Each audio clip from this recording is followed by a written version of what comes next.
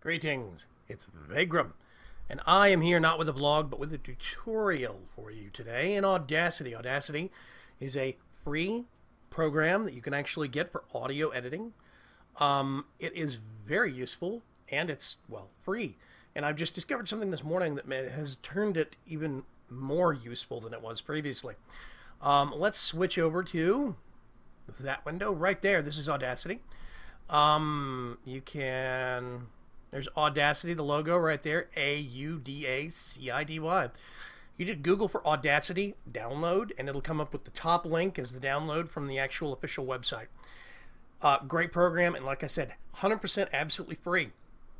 So here I have two audio tracks. These are saved from Bandicam. Bandicam can do multi-track audio on a video, and it can save them as separate WAV files. So you get the game audio in one file, and your voice audio from your microphone right here in another one. Well, I like saving it as a separate file because then I can come to my voice audio, come in here. I'm going to mute this other track real quick, and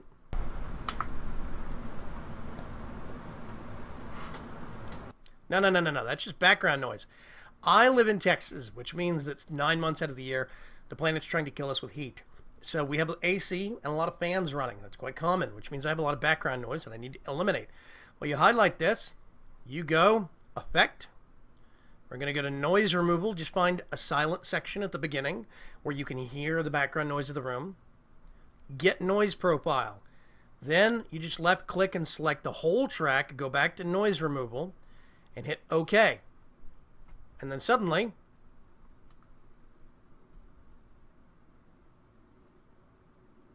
greetings. This makes all the difference in the world. So now what we're going to do, I usually do that with my voice audio. I'm very picky about making sure you don't hear the of the fan in the background or whatever. I will even sometimes degasp. I'll take that out sometimes, but yeah, I've stopped doing that over the months. So now what we can actually do is we've got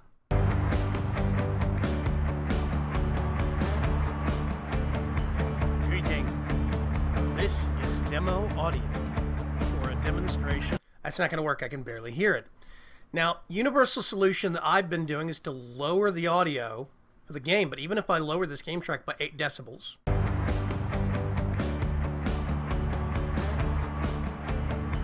greetings.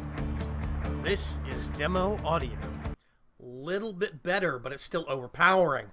Now, if I lower it any further, you're going to stop hearing the rich tones and great music of the game audio, and you're just going to hear me.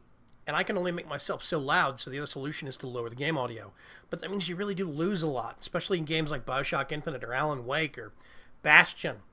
So much great audio gets completely lost in the translation. Well, something I've always wondered and I've always wanted to do was what I've discovered yesterday was called ducking, where the audio will automatically duck on one track when another track starts showing sound.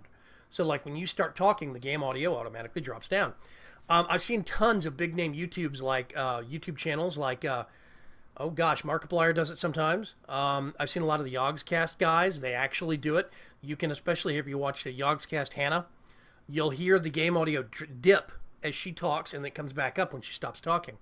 And I wanted that so much. Well, I finally discovered a cheap, as in free way to do it with Audacity. Make sure that your music, your game audio is on top. The second track should be your voice. Make sure you left click highlight that. We're going to go up to Effect, and it's called AutoDuck. Now it comes up with this little window. AutoDuck is very, very cool. Basically what it's going to do is it's going to drop down the volume on the game audio when the second track starts talking. It's real simple. And there's a couple of variables. Now, by default, it does -12 on the audio. So let's do that. This is a ½ second of the actual fade out, fade down, and then a ½ second of the fade back up. Hit OK. Suddenly we have that. Now what's the difference?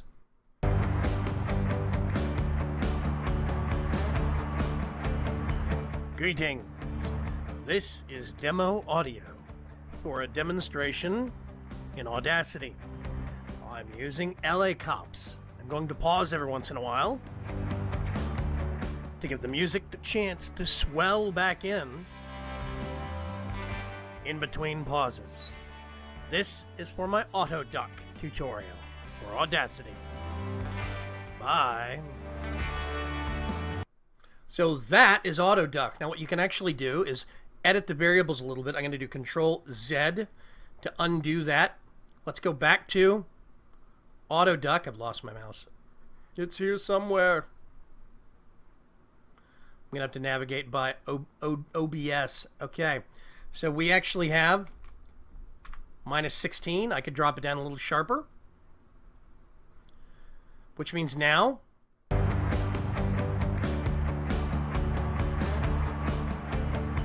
greetings.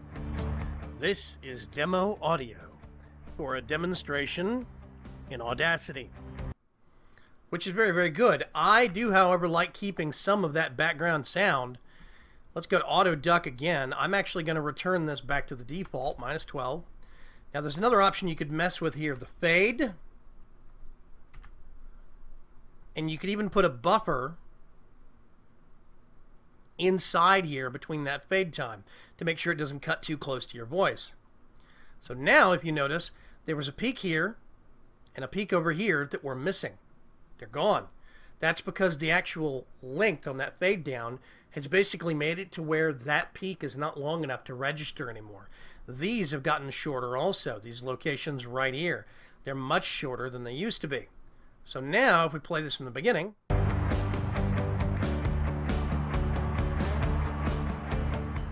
greetings.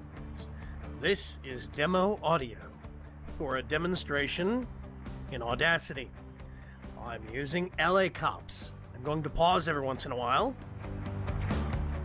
to give the music the chance to swell back in between pauses. This is for my... So, that is actually the basics of AutoDuck. Now, what I'm probably going to end up using is that default setting of ½ a second and about a -12 because you can still hear stuff in the background. But I'm also going to lower the game audio by between 6 and 8 depending. Some games record a lot louder than they sound in my headphones, so I still have to knock off about 6 decibels right off the top. But between those two, I can get this and mix it down into one track that I can use in my video editing, and it takes less than 5 minutes to do. I'm very keen on this, and I think I might start using it in a lot of my games, like BioShock Infinite, because then there's a lot more game audio that you'll be able to hear more richly when I'm not talking. Games like Dragon Age Origins and BioShock Infinite, I really think could benefit from this. Even Minecraft, I think, could benefit from this. When you're walking around, the audience will still be able to hear your footsteps while you're talking, but those footsteps become more audible when you stop talking.